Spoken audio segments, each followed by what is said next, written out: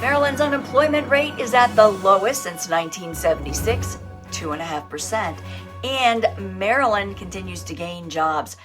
That means more folks coming to the area and in need of housing. It's Friday, June 2nd, 2023. I'm Kimberly Barton of Kinetic Realty, your local market expert with this week's Maryland Market Minute. Subscribe to stay updated on the local market and let me know what you want to know.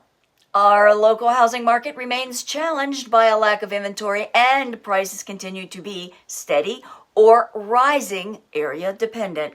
Mortgage rates ticked up this past week and additional hikes might be coming, but if you are waiting for the interest rates to drop, there are others out there waiting too. That means that if the rate does drop at any point where it's attractive enough to get those buyers off the fence, more buyers will be entering an already inventory challenged market and likely create bidding wars and higher prices. So if you want to move, buy the house now and move.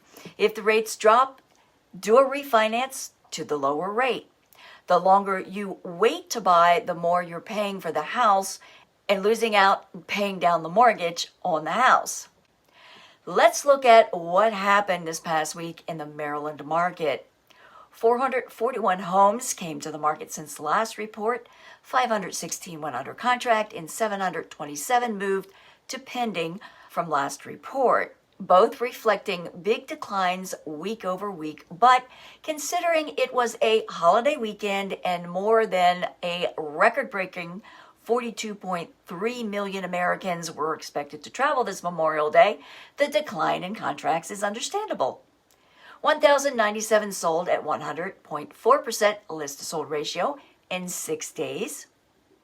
The highest priced home sold in the past week was in Potomac's Saddle Ridge community for $5,250,000. Rentals available fell again this past week to 1,692 units at $2,200 per month, and leasing in just 18 days from hitting the market. That's a wrap for this week's Maryland Market Minute for Friday, June 2nd, 2023. Thanks so much for tuning in. Enjoy the weekend, and I'll see you next week.